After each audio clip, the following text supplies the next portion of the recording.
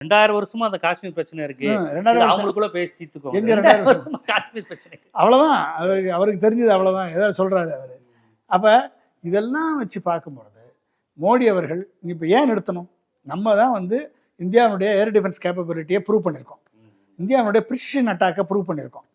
இந்தியாவுடைய supersonic cruise மிசைலுடைய அட்டாக்கை வச்சு prove பண்ணி 11 ஏர்பேஸை தவிர்த்துருக்கோம். ஃபார்வேர்டை அனைத்து ட்ரோன்ஸையும் நம்ம ஏர் டிஃபென்ஸ் கேப்பபிலிட்டியை வச்சு காலி பண்ணியிருக்கோம். நம்ம இன்னும் ஒரு 3 நாள் விட்டுருந்தா ஒட்டுமொத்த பாகிஸ்தானுடைய டெரர் நெட்வொர்க்கை காலி பண்ணிடுறேன். தீவிரவாதத்துக்கு அகைன்ஸ்டாக தானே நீங்கள் இருக்கீங்க. டெரர் நெட்வொர்க்கை காலி பண்ணிடுறேன். 3 நாள் வெயிட் பண்ணுங்க ட்ரம்ப்பு, நீங்கள் பேசிகிட்டு இருங்க, நான் 3 நாளில் வேலையை முடிச்சுட்டு வரேன் சொல்லியிருக்கலாம்ல மோடி. ஏன் நிறுத்தினார்? அப்போ இந்திய இராணுவம் பாகிஸ்தான் தீவிரவாதத்தை ஒழிப்பதற்கு அட்வான்ஸாக முன்னேறி கொண்டு போகும்பொழுது இந்திய விஞ்ஞானிகள் உருவாக்கின air defence infrastructure, missile infrastructure நம்ம அடித்து தாக்கி கொண்டிருக்கும் பொழுது ஏன் பாதியிலே நிறுத்தப்பட்டது?